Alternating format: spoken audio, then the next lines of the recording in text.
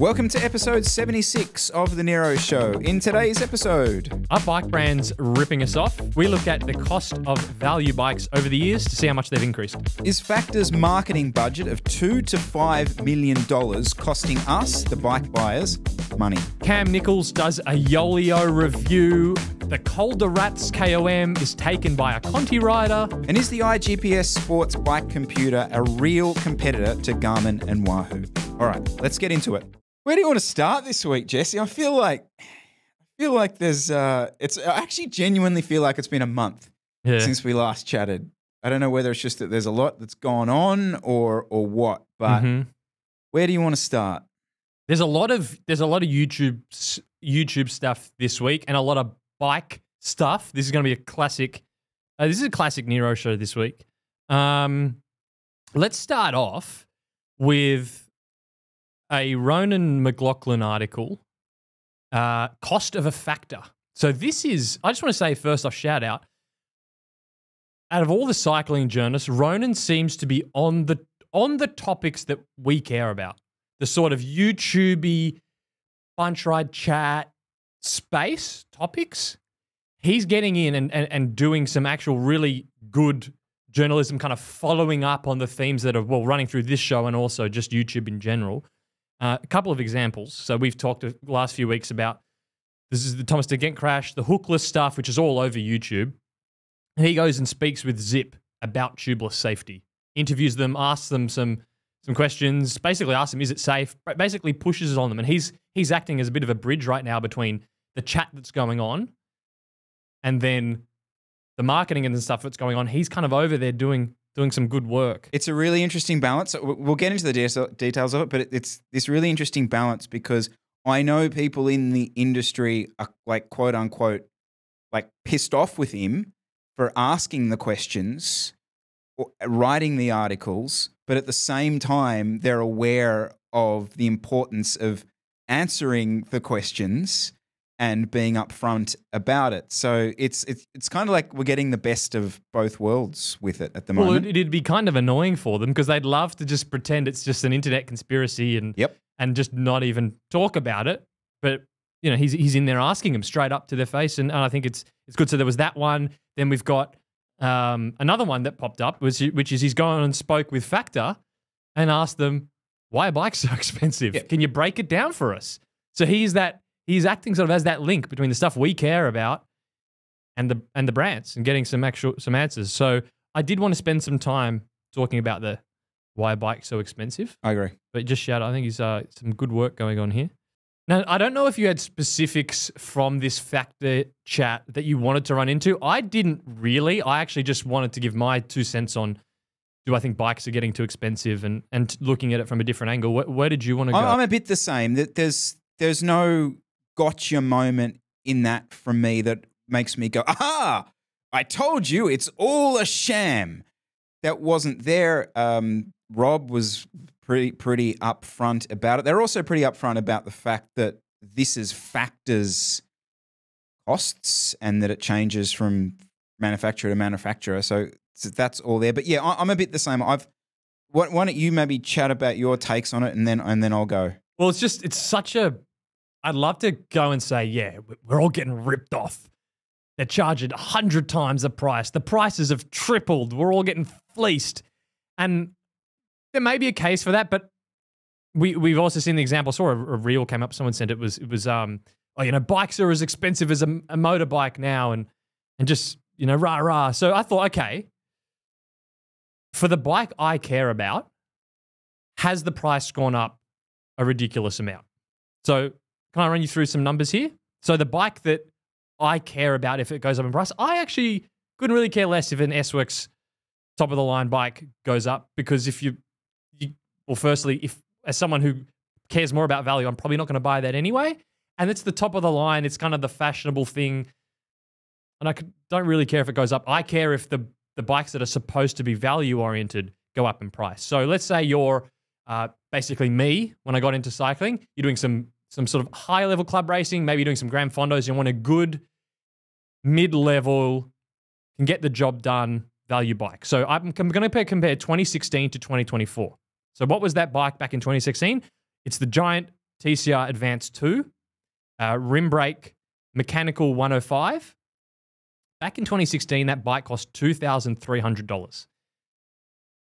It's not quite good to go though because the wheels suck. You're not gonna be hanging in a crit with those crappy wheels. So you go and buy. Back in the day, you would have bought the Fast Sports hooked clinchers with a DT350 hub. I bought these specific wheels back then, and they were 990 Australian dollars. So that total package to get out the door, you're not getting dropped on that. It's a decent setup. $2,990. But you can't compare that price to now because we've obviously everyone knows inflation. So I ran that through an inflation calculator. In 2024, that price is now $4,320. So in today's money, that's what it costs to get off the ground. So it's basically one of the other, aside from having the deeper wheels for a bit of aero savings, is also that the weight can't be stupid. So that build will come in around 7.7 kilos. Okay, what does it cost to do the same thing in 2024? And this is my comparison. So the 2024 Giant TCR Advanced Disc 2 is $3,799. Again, you're going to have to upgrade the wheels because that doesn't come with particularly good wheels. So your Fast Sports K's 58s with a DT350 hub again. Those wheels are now $1,400. That would be a little heavier, 7.9 to 8 kilos, but pretty much going to get the job done. Now, price of that, $5,200. So to do the same thing in 2024 that you would have done in 2016, in real 2024 dollar values, it's gone from $4,320 to $5,200. So a 20% increase. I would say on the scale of outrage, I think that's a moderate stitch up. That it's been 8 years, and to basically do the same thing that you're paying 20% more. But I'm not here shouting and screaming about it. Like, I'm sure you could go. Now, the reason why you got to compare individual bikes is I'm sure you could compare the BMC Team Machine to the new Red Bull Team Machine R, and it's gone up maybe 40%. And you could, if you cared about that, you get up in arms. But I'm sort of, if you're going for value, 20% increase. But the industry, you know what the industry person is going to say to you, right?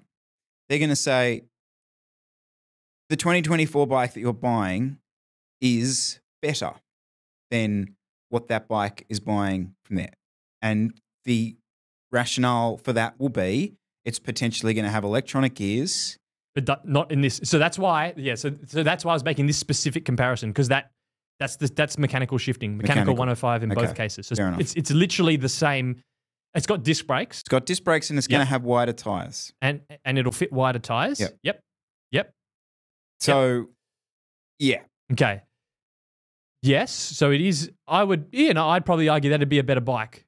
It's a bit heavier, but the wider tires is a godsend. Yes. So I prefer to ride that. Yeah. Really without the disc brake thing. Now, this is where it is actually kind of interesting, because you could think that. But the point about the R&D, and this is what came out from Ronan's article with Factor, the R&D cost is essentially baked into the price of the bike, because the brand has to pay for the engineers every year.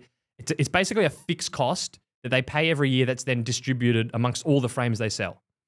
So you might be thinking, well, that's, R&D over the years is expensive. It might be $1,000 a bike or $2,000 a bike, and that's why the price has gone up. Well, Factor said that for their bike, the R&D cost is only about $100 once it's spread amongst all the frames they produce.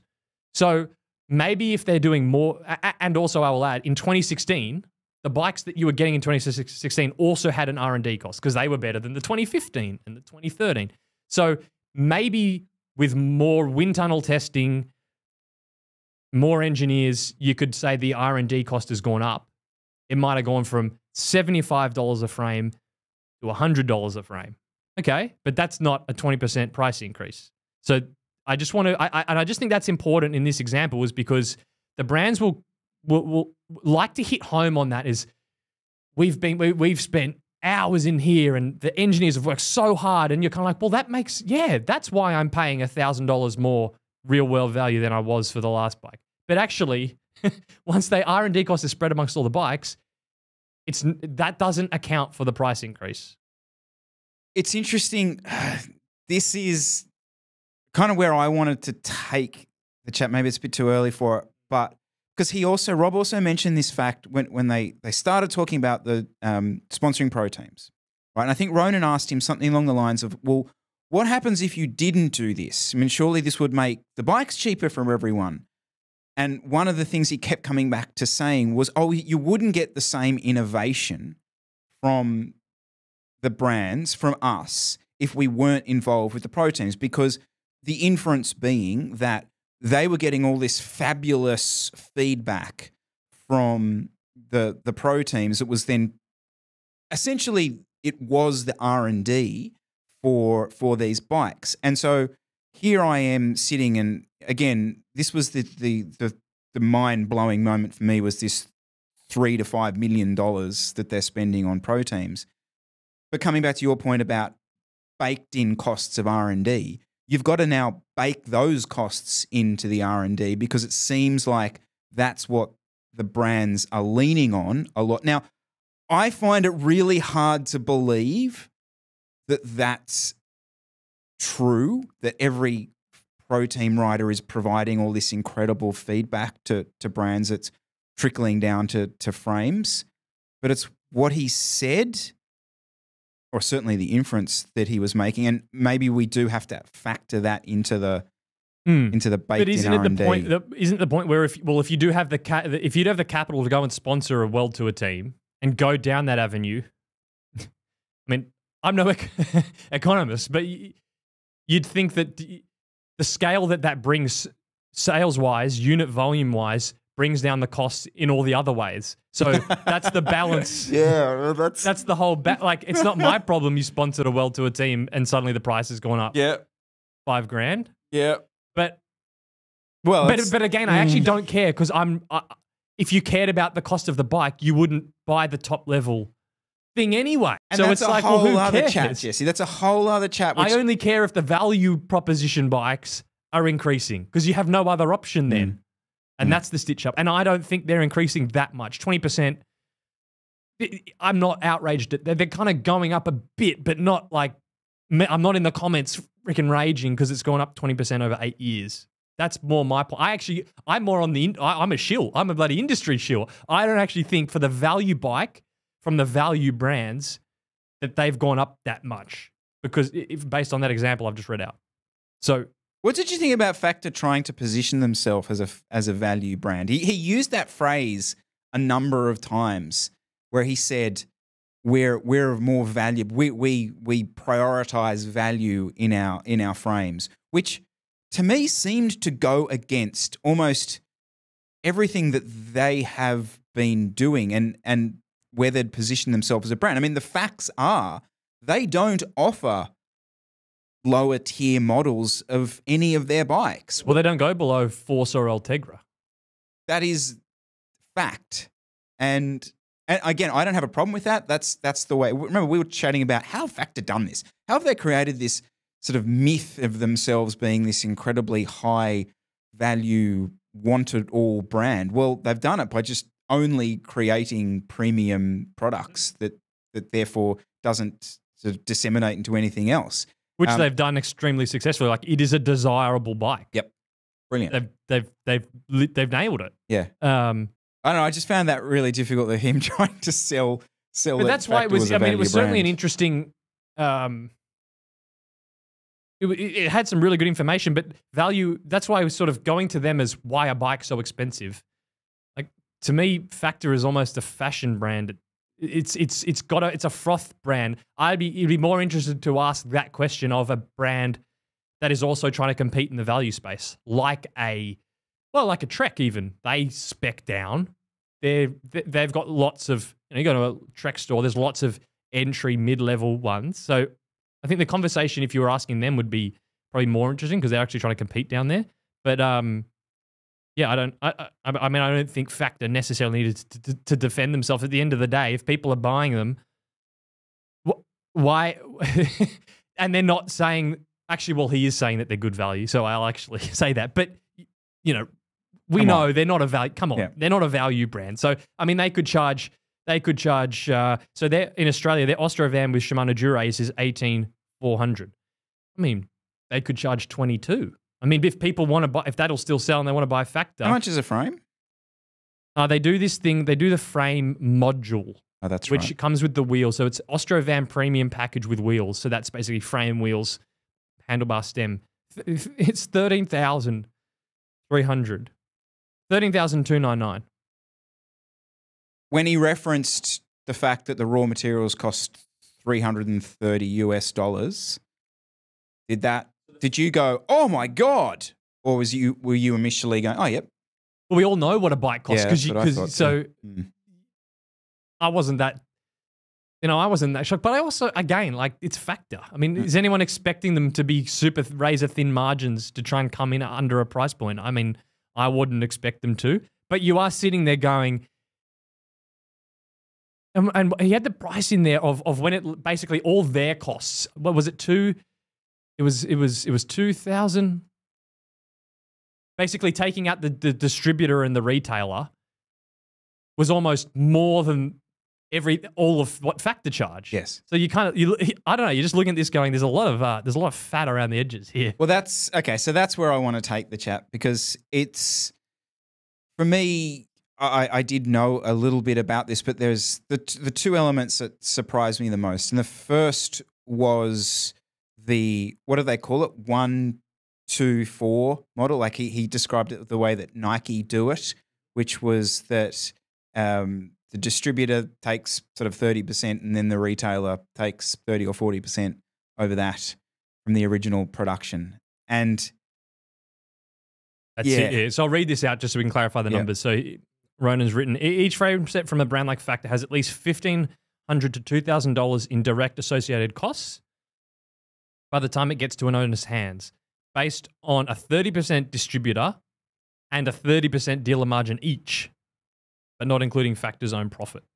So that's difficult to swallow. I mean, it just is. And I'm not having a go at individual distributors, individual retailers. Everyone's got to make a living. I get that.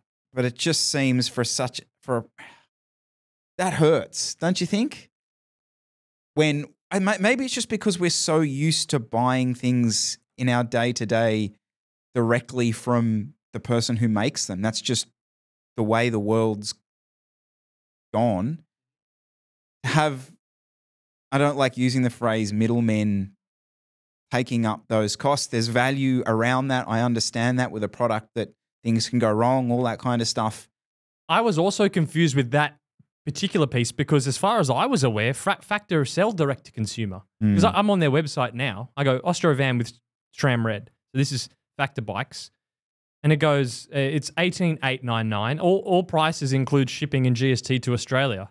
So is this, are the dealers, is a distributor still getting a cut if you buy direct from them? Because you're thinking, geez, that's where you're starting to go, that's why Canyon can sort of come in so cheap. But then if the brands that have all the fluff added on for the dealers and the distributors, it's weird that you can still order from them directly. I think it's just the way the industry is built. So a bike store is not really in a position to order frames directly from the manufacturer of them. So, a local bike store you walk into it, can't then log on to their system and buy that frame. Inventory doesn't work that way. So the way that we're all sort of separated out into the world, that it's not really designed to do that. Do I think that's a good thing or a bad thing? Like, I don't really want to go into the weeds of is it all a rip-off? Because this was this really interesting sort of insight into it, but there's not enough there to make industry-wide claims. There's so much going on. I don't know how you could. Yeah. Not all distributors are the same. Not all retailers are the same. Not all bloody brands are the same. Can I just quickly though talk about the Pro Team stuff? I mean, I mentioned it, but just. But do you think the bike's a rip-off? A Factor? It's not relevant. Yeah. Well, okay. And people still buy them. They can't make enough of these. There is a waiting list for the new Ostrovan in Australia. Right. They- Okay. Yeah. So they could charge 50K at this point. And I still reckon people would. Now, again, is that a good thing? Fuck no. I think that's bloody awful. And I will rant about it because the people buying, some of these people buying these things, okay, yes, you can get it as a trophy, all that kind of thing. Go and do whatever you want. I'm not going to gatekeep. Maybe I will gatekeep. Yeah, I kind of are fucking it up a bit for everyone. It's just stupid that some of this stuff blows up like it does. And so part of me just has respect for these companies because they could charge a hell of a lot more, seemingly. They must laugh at the people, like the brand that must go, all these people ranting the bikes are so expensive. Like, people still buy them. What are you complaining about? Exactly. What happened to bloody free market? Yeah. Yeah. What do you think? Is it a rip-off? Yeah, I think the top level, I do. I think all the top levels from most of the brands are a rip-off. Does it matter? I don't actually think it matters because if you want a value bike that still can keep up, I think you can get one that's not mind-blowingly more expensive than it was at any other time since I've been cycling. I think the price increases for the value bikes are moderately high. I actually, if anything, if I was going to get pissed off at anything, it's the lack of choice that we have now. Like the force to move, I go, I'm sorry, to do the disc brake, rim brake thing. But the fact that the price has gone up 20%, okay. But the fact that I now have to buy a disc brake bike when I would prefer a rim one, and if I want a rim one, I'm stuck with a decade-old tech because they haven't done R&D on a rim brake frame for 10 years. That's more annoying to me than the fact that the price has gone up from 4.3 to 5.2. So that's my thing. But I'm a modest increase. I don't actually think bikes are a rip-off. That crowd, I actually don't really agree. Because I mean, the other example, because again, just with some of the branding of these things, it'd be like saying, oh, an Hermes bag's a rip-off. Like, well, yeah, if you broke it down per amount of leather, but that's not why you're buying that. And I don't think anyone buying one is going to be like, oh, I got ripped off here. And some of these top bikes are half fashion. So I actually don't mind. This is a rant I'm going to have. This is not the place for it right yet. Okay. But I agree. All right, start stewing it off because camera. It's what you just said, that the top stuff has become pure fashion. I'm going to be such an old grumpy man when I go on this rant because I feel a bit like the bike that I want to ride now is the people who are buying the bike that I want to ride aren't riding it the way I want to ride it. Okay. Ooh. Yeah. Yeah. Anyway, just leave it. Good luck with that one. Come back next week. Come back and next Chris week for that. Put his foot in it. Yeah, 100%. So just quickly, the Pro Team $3 to $5 million thing. All right. So I just need to go on a little one with this one because, I copped some shit for calling Factor an influencer brand, but he basically just said that, but along the lines of, they were in the world tour trying to influence before they even had a friggin' bike. So they were way out in front of the game when it came to spending money on marketing before they even had a product. Again, fair play to them. They've created this sort of absolute myth around it, which is fantastic. So what bike was this? Can we step back? This was when they had the Factor. Would have been the one that, and then they initially got it into AG2R, the blue one. But it was all. There was sort of articles about it, before anyone had really ridden it. It was okay, right? Yeah. And obviously, so that number just blew me away. The $3 to $5 million that Factor is spending getting in the world team. So I can only imagine what something like Cervelo must be spending or Trek must be spending. It just must be extraordinary. And I feel almost partly responsible for this because I'll sit here week after week and say, oh, I just see Sepp Kuss on a one by, lose myself over that and almost do their job for them by frothing over this stuff.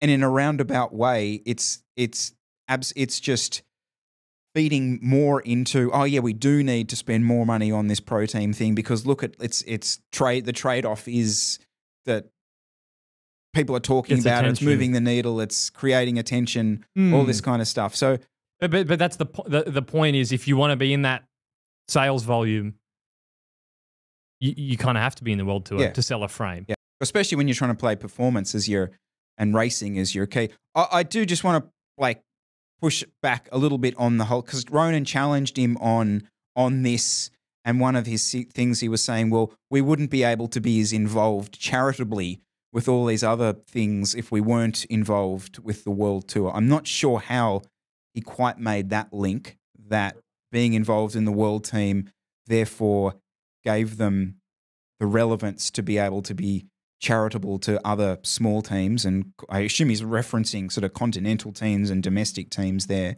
But leave that aside for the moment. How does that sit with you that a bike brand spends like 30% of its profits, its margin, on 20 guys to flog their racing bikes around the world? I think it's, if they're trying to do what they're trying to do, it's the only way. So I don't know. I don't have a problem with it because they make something of it. Now, Israel Premier Tech they're not even a World Tour team. So I don't know why we're saying World Tour. We should be saying, well, they have a women's World Tour team. Okay. Which was the out clause there. I was thinking the same thing. The fact that I didn't name them, sorry. Human-powered health. Chris knows. But yeah. Aren't they on Felt or? No, they're on Factors. I didn't even know. Yep. And that's not, I'm not hating on women's cycling. I didn't know. It's not, I just didn't know. And if I didn't know and I have my eyes over this stuff, that's not getting good return. And that's just the reality. So that's not doing much. I actually think to be sponsoring what is now not a men's world tour team that doesn't really get that many results, they're actually doing pretty well. By comparison to others. I mean, look at now this is definitely an Australian bias. I'm sorry, gang, but look at some other brands that are bike brands that are sponsoring other teams, like a Ridley that was on Lotto Soudal. I mean, Ridley's have, at least in Australia, have not been up there. And so I think if you're kind of looking at like return from the sponsorship of a World Tour team, Factor do it pretty well. I think they're getting good return from that cash. So I don't have a problem with it. Yeah. I mean, I don't disagree. They're sort of working it quite well. I just, that number, that raw number surprised me. But also to say that they're only a performance brand and not an influencer brand, I mean, that's not, I mean, they sponsor influencers, don't they? Mm-hmm. Yeah, they got Phil Guyman. They got Guyman. Yeah. He made the comment. I actually went back and listened to it because when Rob initially made the comment on the podcast, he said something. I thought he said we don't work with influencers, but what he said is we don't pay influencers. So Phil Guyman isn't getting paid to ride a Factor. According to Dylan Johnson isn't getting paid to ride a Factor. According to that, there is. There you go. I mean, if Phil Guyman and Dylan Johnson are riding a bike for no cash, we are all done with, because they should be getting paid. So I don't really believe, and they need to go get a new business manager, because I find that very hard to believe. But yeah, that's what it says. Okay. Yeah, you touched on it. But can we just all, for a moment, no, not for a moment, forever, stop with this motorbike comparison thing? I'm done with this. It's not relevant. What are you talking about? You can't buy a MotoGP bike that races around the track that wins the the MotoGP. So that's what we're comparing. Like, what are you talking about? Just stop this. They're completely different industries. Okay, they're on two wheels. Yep. I get it. End. It's just because they're the same shape. Same shape. I mean, like no, yeah, I'm done with it. I am also, yeah, I tend to agree because I almost went down that rabbit hole. I was comparing. Well, look how much TVs have evolved, and I'm like, no, you can't. I shouldn't have even started going down that track because you just got to take it on, look at it for what it is, and not compare it to something else. Yeah. Yeah. All right. Yeah. Well, obviously, check. I'll drop a link to that article down below. But yeah, shout to Ronan. He's cranking out some interesting stuff right on the topics. A quick message from micronutrition brand Pillar Performance. Traditional nutrition products like hydration and carbohydrates will take you through to the finish line, whereas Pillar's mission is to get you to the start line in the best condition, over and over. In this episode, Pillar wants to bring awareness to the benefits that magnesium supplementation can have for you as a cyclist, particularly as it relates to sleep and recovery. So do you have trouble getting to sleep each night, or do you suffer from reduced sleep quality, particularly after your biggest training days? If so, magnesium supplementation can help improve all areas of your sleep by regulating melatonin production and reducing cramps that interrupt sleep quality. Pillar's triple magnesium is a 300 milligram blend of absorbable forms of magnesium that tastes great and is Informed Sport batch tested to be free from banned ingredients.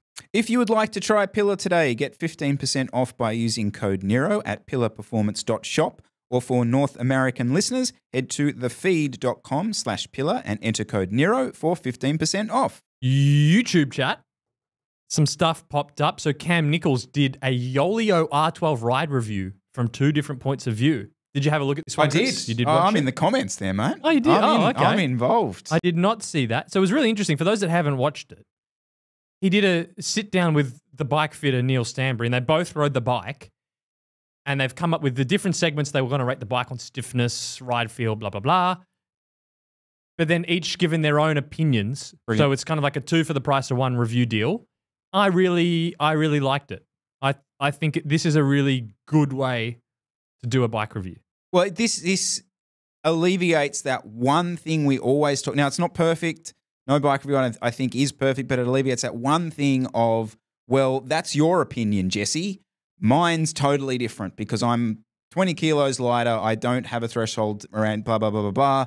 This tried to at least discuss those differences. And I think they did ultimately come up with some differences that were specifically around the way these two guys ride their bikes, different body shapes, different power profiles, et cetera, et cetera. So, yeah, I was super, super positive on it. My only negative, this is whatever elitist we've just chatted about, factors elitism, is there's not more of this with brands and bikes that are more mainstream, really. I mean, I would love to see this with an SL8, a TCR, Yeah. an S5. Yeah.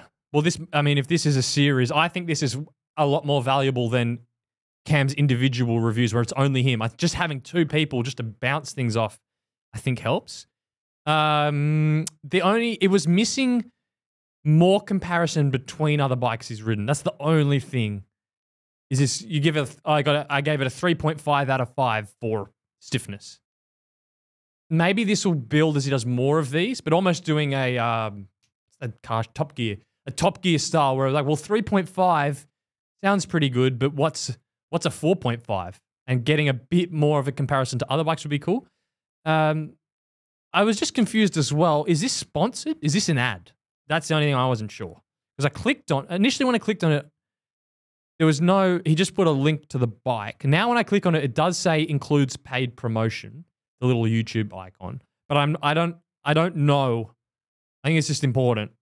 I don't know if this is, he didn't mention it in the video as far as I'm aware, whether this was a free frame and he's reviewed it, or if this was a cash payment to provide a review. Doesn't necessarily mean what he said in the review, there's anything wrong with it. I think it's interesting to know what are the guidelines on that? If it's a free frame, do you click paid promotion? I don't know. We'd have to read through the terms and conditions on YouTube of what's considered paid. Because I watched the video and I thought, this is very valuable for Yolio. Yep. He's generating more value for Yolio than he's going to get for this video. 100%. So Yeah, I hope he charged a lot of money for this, is the way I kind of look at it. Yeah. I think people probably saying, oh, I hope he didn't get paid for the review because that might make it biased.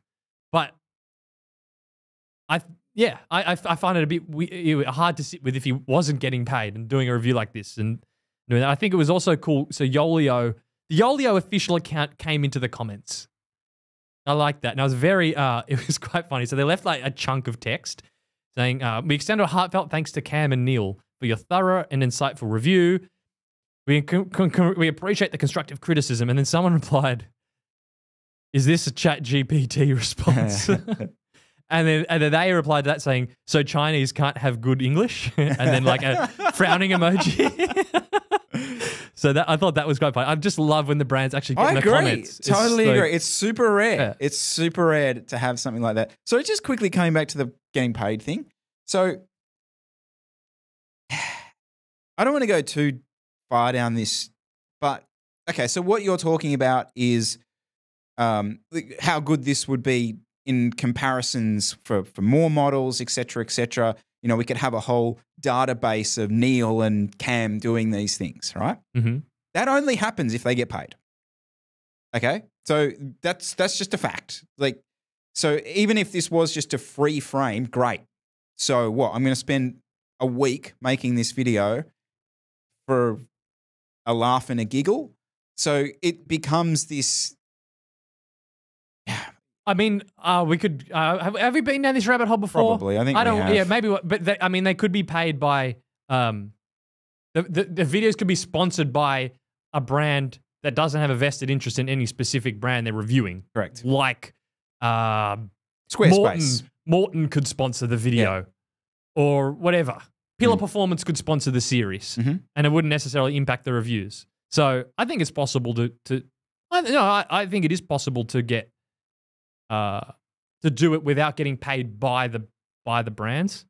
But yeah, I mean, at the end of the day, it just comes down to, do you trust the reviewer? Yep. Because he could totally have made up every single thing he said in that video. Mm-hmm. So if you don't trust his opinion anyway, well, don't bother. Well, then you probably wouldn't be watching. Yeah. So yeah, I'd be really happy if there's more in that style. I think it's really a shame it's only on. Well, it's because it's Yolio. It's not a big brand. It's only on 17,000 views. So that's low for his channel. Yep. Do you want to talk about this KOM Strava attempt by, am I right in saying Jonas Vingegaard's former team? Yes, it is. Yeah. So it's another Dane. Because we chatted a few weeks ago how Tom Pidcock took this Col de Rates KOM, but there was I think someone did like a paparazzi photo of him doing it, and then he deleted the ride because it was moto pace, but there was no video. I was like, what a waste of fun. Yeah. And then so Colo Quick Cycling on their team camp have gone up, and you can put the B-roll in. So for those on YouTube, you can watch it. They got the whole freaking team lined out. Sick. And they've gone and they filmed it from the team car. Race radios. Yep, race radios. Yep. I mean, the driver's driving like it's a closed road. Yep. Like it's the middle of the day. Yep. There's punters there on e-bikes, and he's just blasting through like they've just been dropped. And they've just absolutely just run a train on the Col de Rates, and he actually took it. So he took the KOM, so he beat Juan Ayuso's time. He did 454 watts for 12 minutes and 40 seconds. And looking at him, just eyeball stalking him. So it was Peter Oxenberg Hansen. He looks he's not tiny. He looks about 70 kilos. So it was about 6.5 watts per kilo for 12 minutes 40. And a proper rip. You looked at him at the end and he's absolutely wobbling all over the place. But I just thought that was sick. And then for the team there to film it, and they're all like cheering on, and they're all waiting at the top, like teammates at the top. I think it was really cool.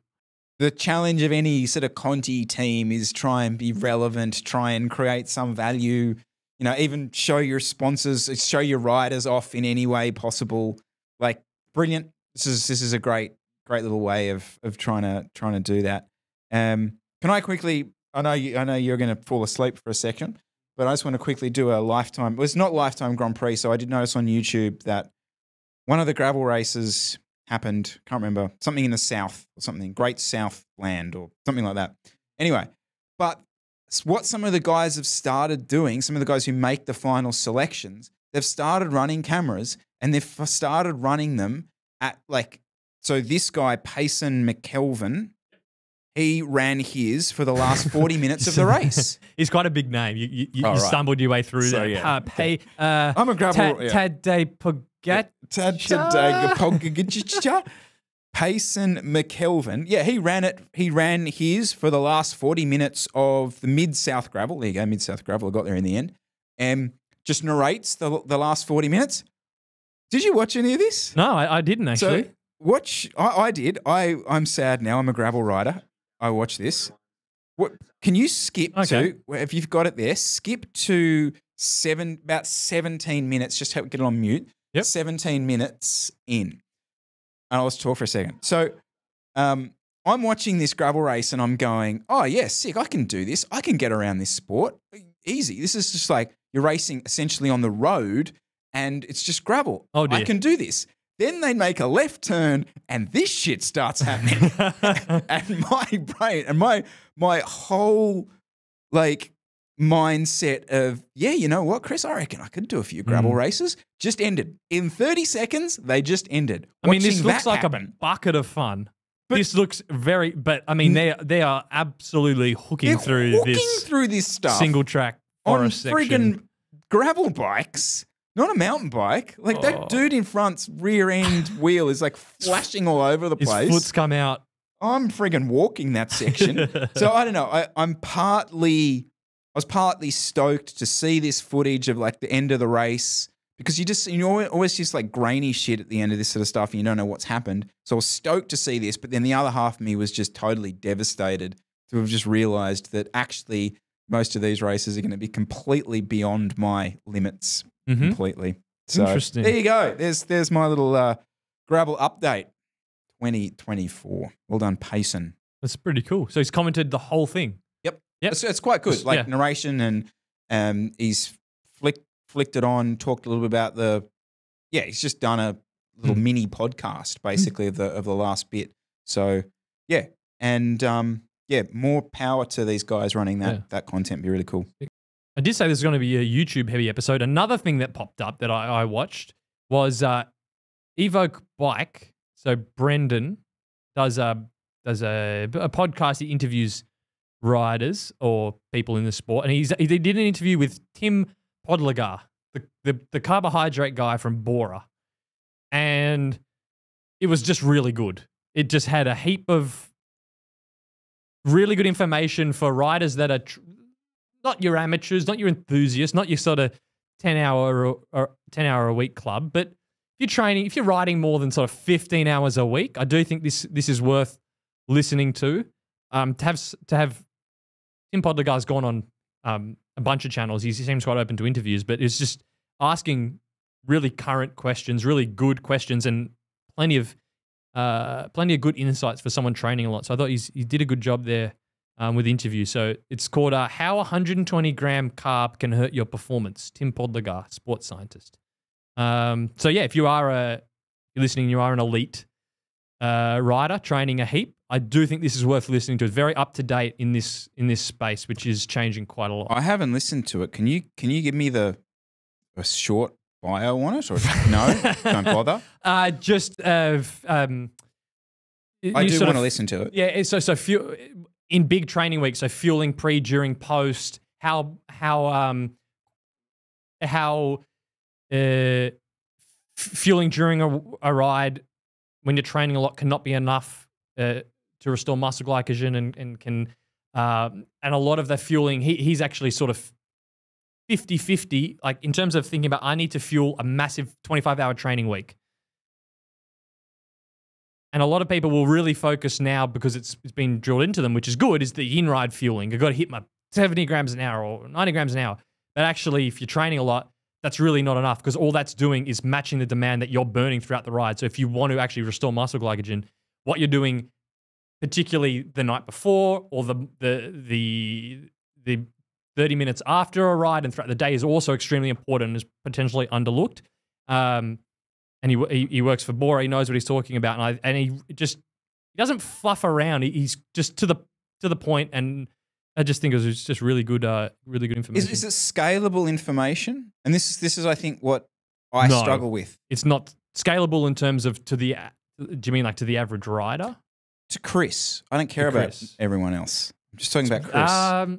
Because this is what I find is like I'm not a pro, but I'm not an average rider normally. And so I find the information for Chris to be really like I'm in the no. There is not information in here that you're not really training enough that you're really going to get big gains from this. It's probably a bit irrelevant. Okay. Good. It's for the real elite guys. I'm going to say more than 20 hours a week, a lot of this stuff will come into play. I think what are you, sort of 15, 16? Yeah, probably not really. Yeah, so, and if you're doing like 10 hours a week, you know, the ins and outs of the limits of carbohydrate intake is not really relevant. No, that's good. You know, this is a sort of space where maybe a decade ago, you'd only get this information if you went to a sports science lecture and they were presenting research that hadn't been published yet. So if you were really getting it, but you're getting it directly from the source. And he's not fluffing around. I hate the Huberman stuff. He's like, oh my God, mate, gives me a headache. You don't I know we take the piss out of it, and look, the numbers are the numbers. Like you just look at the views, but it's just common viewing for everyone. I noticed that at Peaks, everyone talks about it. All the biohacking stuff. It's just because that's the thing was so good. He asked like something where it was kind of Brendan, the guy that ran he was asking questions where he could potentially have gone down a really niche rabbit hole of like, is the type of the carbohydrate important? You know, well, is there a health concern with this sort of thing? And like you could really go, but he was like, no, this is what you need to do. It was almost very kind of. It was very Tour magazine, German. Just nice. And in a topic like this, it's important that it cuts through. Speaking of nutrition, do you want to play this week's subscriber question? Hey boys, I'd be pretty interested to hear a nutrition strategy breakdown from Chris after Peaks the other week. Just sort of interested in, what numbers carbohydrates per hour he was sort of taking on, whether he had some electrolytes thrown in there at the aid stations as well at the water stops, and just generally how he felt, how the guts held up on the super sugar syrup, and basically how top six of fuels for a super sports heat like that. Anyway, boys, keep up the good work. Stay hard. Cool. Okay, yeah, so we chatted about this before I went and did the event. I will say I made a video about Peaks. I'll link that down below where I actually go into detail about what I did for the actual day. But just to quickly summarize it, I had 2 bottles with 80 grams of carbs in them, and they were electrolyte mix. So I think I actually had the SIS stuff in there. Then I had the 2 sugar flasks, which were both 250 grams of sugar with a bit of maple syrup and some lemon juice to stop the crystallization. Both were exactly the same. I then had 4 SIS gels and a caffeine gel in my back pocket as well. So what I did is I only filled up with water at the rest stops. So essentially all that food that I just said was about 700 grams in total of... That sounds crazy, doesn't it? Yeah, 700 grams of carbohydrate on me. So I did not need any additional carb at all.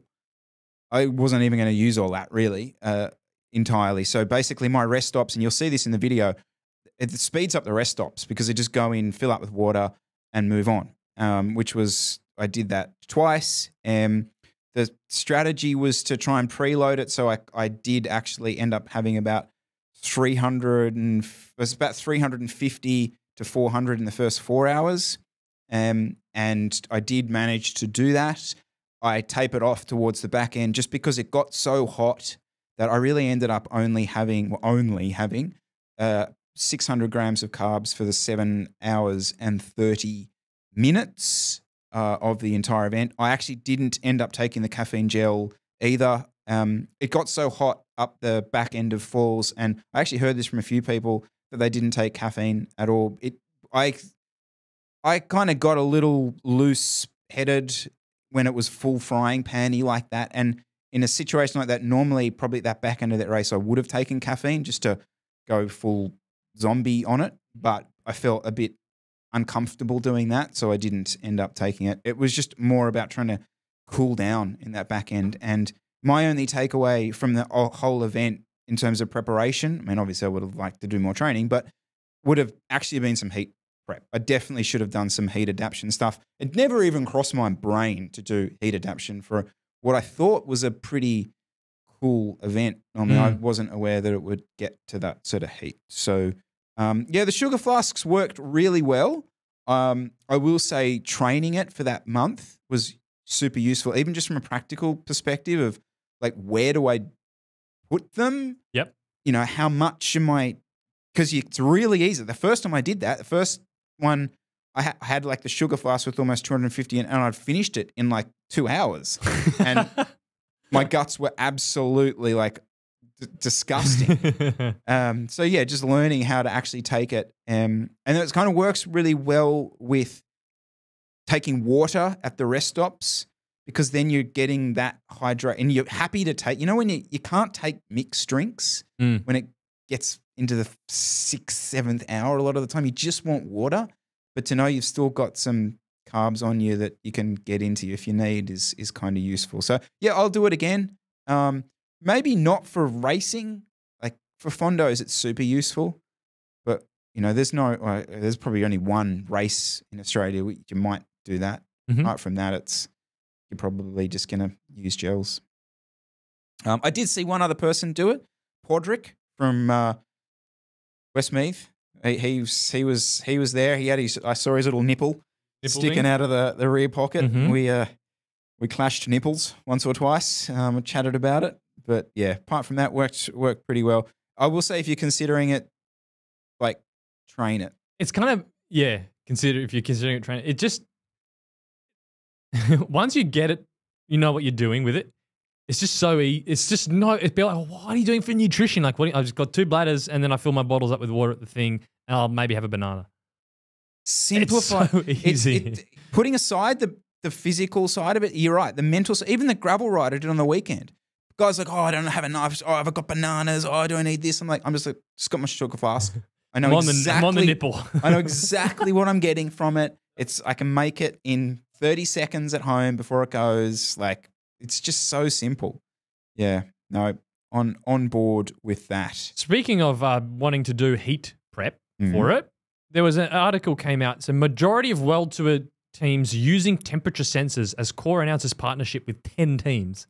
Wow. So Core temp sensors, for those that don't know, it's a little, you'll see them, there's photos of the pros. It's the little strap that goes onto your heart rate band. It measures your skin temperature and then can infer your core temperature from that. So Core claims up to 2/3 of the pro peloton are now using its sensor to regulate their heat. So there's a photo of Tadej Pogacar here, and he's wearing it. So UAE isn't one of the sponsored teams. They're just buying it and using it. These articles come out a lot of the time. It's majority of teams using ketones, using CGMs, glucose monitors, and you, a lot of the time I go, big stretch, big stretch. I'm going to say this one. I think this isn't BS. I think this would be true, and I can definitely see how this is improving the team's performances and why they'd be using it. So I don't think this is some marketing thing from Core going, everyone wants to use it. I genuinely think this level of racing is a game changer. So yeah. And this is beyond heat adaptation. This is.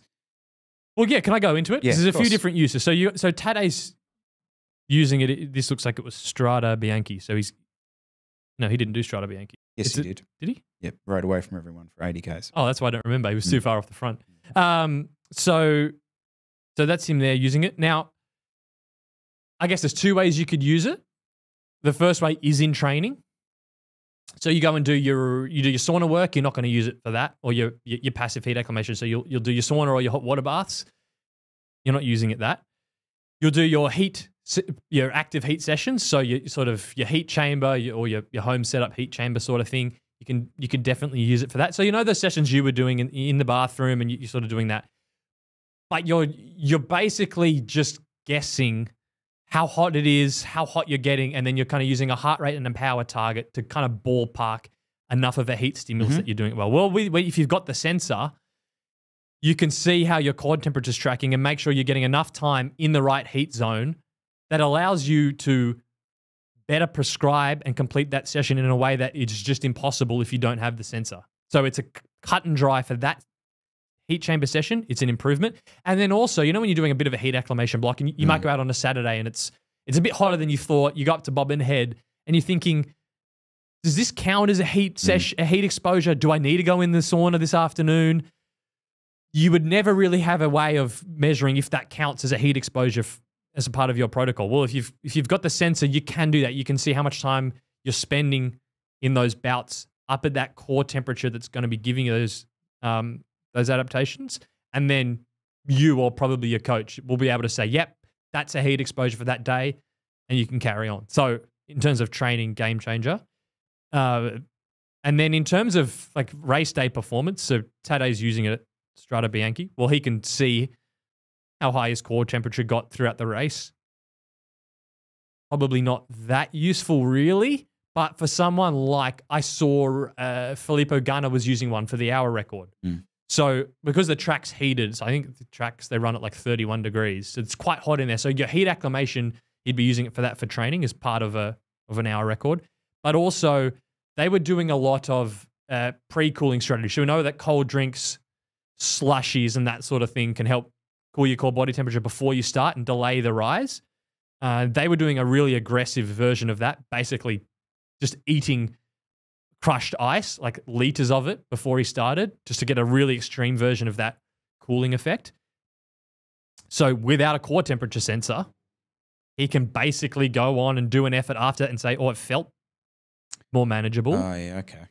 But if you've got the core temperature sensor, you can say, well, it took him an extra 8 minutes before his core temperature got up to his heat range after he had 500 mils of ice versus 2 liters of ice before. And it just allows you to cut and dry see that, which is just, that's the point, is it's impossible to do without it. So in terms of that preparation, or maybe if he's trying different skin suits, it'll allow him to see the different material, how that's affecting his skin temperature, core temperature rise. So yeah, just a few examples there. I definitely think this came up, and usually I just go, oh, that's BS. But no, I do think this is legit. Are any of the core temperature monitors in wearable tech at all at this level yet, or is that consumer based? Like I'm thinking Garmin watches and all that sort of stuff. They don't have. I know the Apple Watch claims to have a core temperature indicator in, but it only gives you a body temperature from your sleep data. Yeah, it doesn't give you it live as you go. It's no. So this has been validated. They've done a lot of research on it. So it's been validated too. There was a couple of years ago, there was a bit of controversy, but there was a study done on it. It was found to be reliable, but actually not accurate. So, I mean, if it's reliable, it's still useful, but it's not particularly accurate compared to a rectal sensor. And there was a bit of toing and froing. As far as I was aware, based on the latest research, it is an accurate measure of core temperature. And as of today, you're not going to get that from any other wearable. Yeah. Can I just quickly talk about bike computers then? Unless you've got anything you want to say on the core stuff? No, I don't have anything else. Bike computers. So me, so did you see Froome's pushing this now? That's the IG Sport. Yeah, GPS I saw Sport. He did just the most. I was super keen. I was like kind of excited to get it. And I was going to like be unique and try it. And like everyone's going to be like, oh, I've never seen this. This is so cool.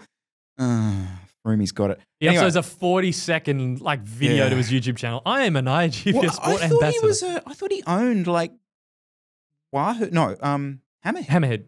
I don't know what happened. Oh, well, I suppose SRAM bought them. So maybe he sold out and he's bought into a new one. Yeah, possibly. Anyway, iGPS Sport. As ridden by Chris Froome. As ridden by Chris Froome, Chris Miller. Yeah, briefly. No, so what I want to say about this is essentially it's half the price of a Garmin, okay? So this one, which is the iGPS Sport 630, so it's the one with the coloured screen, maps, you can turn it on there if you want, all that kind of stuff. How do I talk about this? Because the problem is... Is this a touch screen? No, it's not a touch screen. The challenge talking about this is 99.9% of people watching this have a Garmin or a Wahoo. And so I'm not getting on here to try and sell them this to go to from their current device. I couldn't care less if you did. What I want to try and give you is a bit of an update on where something that is half the price of a Garmin actually is features-wise and stability-wise. So features-wise, it literally has everything the Garmin has. So maps, route builders, so you can put a Strava route on there, no problems. Obviously, it's got all the Ant Plus stuff. It's got a Climb Pro version. So if you put a Strava route in, it will give you a detailed climb screen of what's coming up from all that kind of things. It's got Strava segment stuff built into it. Plays quite nicely with an app. Hasn't seemed to drop out. I haven't had any of those issues. But, and look, the only but is that it's just not as refined. Like it has it works, but it does have it's like the screen, you can kind of see the dots of the numbers in it. You can, there's a transparency to the numbers. It's not quite as detailed and crisp, I suppose. Are all little things. It plays well with a radar. They've actually got their own radar on there, so it kind of happily plays along with that. Look, if you came to cycling and you got one of these, you would be super, super happy with how it performs. So this is the 630. This is the 630. Yeah. Okay. So it's essentially $250. So if you compare that to like an 8, so that's probably the size of like the 840. I'm seeing 330 AUD, iGPS 630 cycling computer. Yeah, so USD was like 250, and so the Garmin 840 USD is like 600-ish. Okay. So it's essentially half the price. It's a lot closer. It was interesting. So when I watched NorCal Jeff did a video a while ago about his bike computers, and he's gone to a kind of cheap brand one, but purely for form factor. So it's a really thin, lightweight one, but doesn't really have any mapping stuff. For me, mapping now is up there with absolutely has to be on a good, solid mapping and navigation, and one that works well, doesn't do the stupid rerouting stuff where if you go off the route, suddenly it's sending you back to the first course point, like all those stupid things that used to happen originally. So just little stability things like that. It reroutes quite well. It's easy to navigate around. Where's it uploads to? Can you do Training Peaks? Yep, Training Peaks and Strava. So Training Peaks and Strava are the two authorized apps that it plays nicely with. Okay. And there is built-in, you can't sync it to your Training Peaks for uploading workouts too. Okay. But that's not a thing for me. I don't think I've ever done that in my life. No. Okay. I've never done that in my life. Yeah, okay. Yep. The only other thing, and this is actually something that I think Garmin does better than Wahoo. 3-second power. All right, this might be diving way too deeply into it, but 3-second power, I find that the Garmin gives me a really a smoother number. So it's less jumpy. Yep, you heard that here first. Okay. I reckon there'll be someone else who listens to this who goes, yeah, he's right. That should not be the case. 3-second power should be 3-second power. But the way it's delivered to me. So just the way that it's on the screen. If I'm staring at a number, if I'm trying to do 340 watts and I'm staring at it, I find the Garmin is a smoother. Are they doing fake smoothing? I reckon. Are they giving you 5 second when you've selected 3 seconds? Maybe that's what it is. Maybe that's what it is. That's what it would make it smoother. It's nicer. Okay. Yes, it's nice. And the iGPS one does struggle a little bit with that. Well, it's potentially more accurate. Yeah. Battery life is crazy good. Like is it? Weirdly good. Okay. Like I've charged it twice and it's still got 75%. I'm just like, I don't know what's going on here. Okay. But yeah, so I don't know what I was expecting. Sounds like it'd do everything my current Wahoo does. 100%. I just do follow a workout and have the map up, follow a route. 100%. Sick routes from Strava. Yep. Does that? Yep. Okay. Yep. Okay. Now, so just on the terms of the price then, if I was going to go, okay, I want a new head unit. The Garmin Edge 840, which is a similar size, is $750 retail price. This is $330. Like, that's a gigantic undercut. Yep. That's insane. It's less than half price. So, okay. What do you think of the form factor? I mean, it looks. Yeah. Yeah, it looks all right. I'm on a really old Wahoo.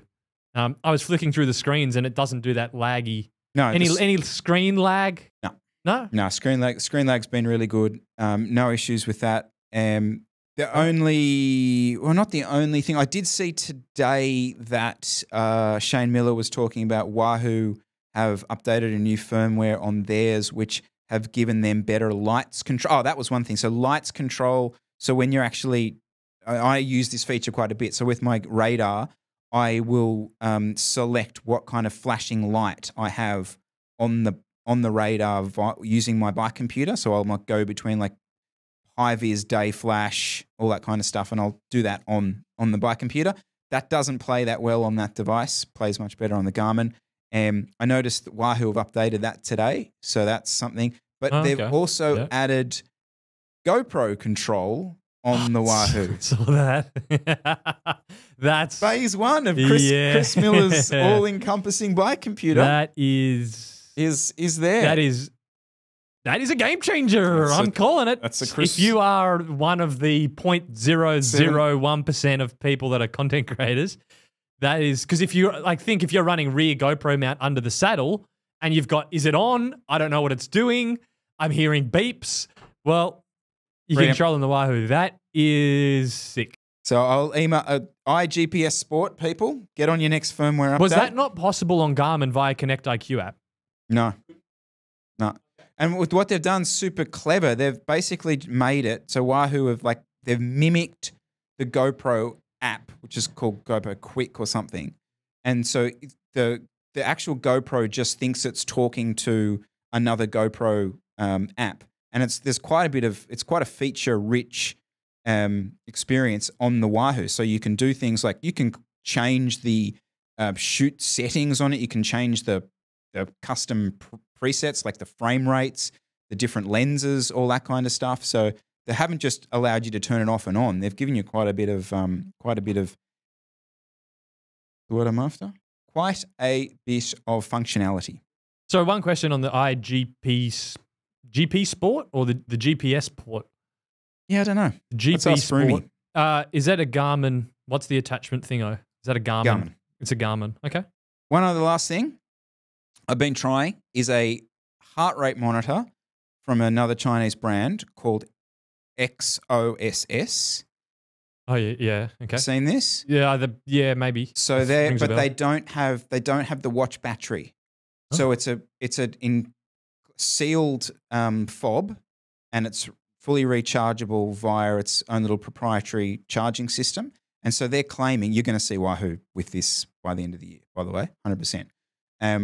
So they're claiming that all those stupid errors and issues that people have with heart rate monitors is because of the removable battery and because essentially liquid just gets in there because we sweat and slop all over them.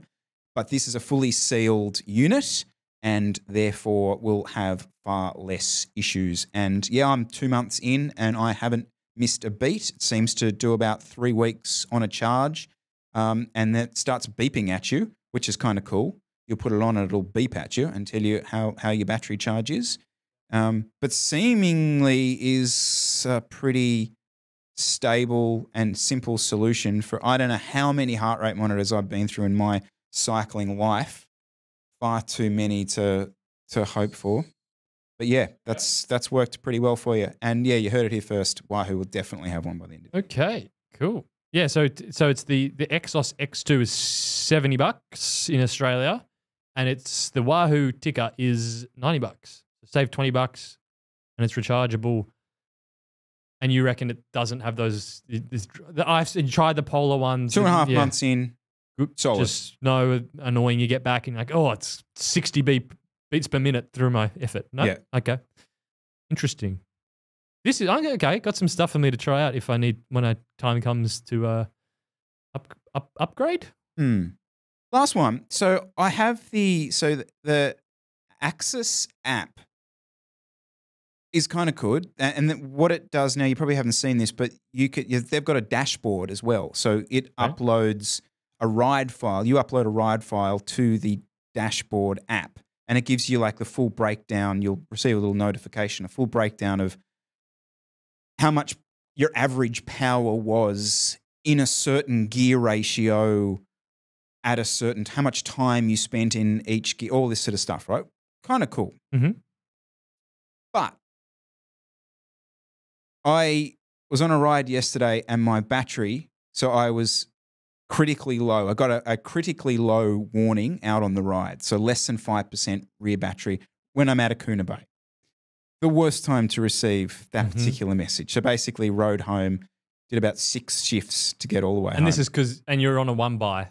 And I'm on a 1x. So you can't just stick it in the And I was thinking, I was kind of pissed off because I've got this app that I think's kind of useful that I used the day before, 2 days before, and I would have thought, now again, user responsibility, whatever, but I would have thought what would be a really cool feature in that app is that when it gives me the ride report of that ride, that there's an alert attached that says, hey, your battery's low. If you're going to go out and do a ride tomorrow, Chris, you probably should charge it up. I just thought that would have been Doesn't that come up on your head unit though? Well, it does, but see, I was on the iGPS and it gave me an alert saying your rear derailleur battery is critically low. Once it's already critically low.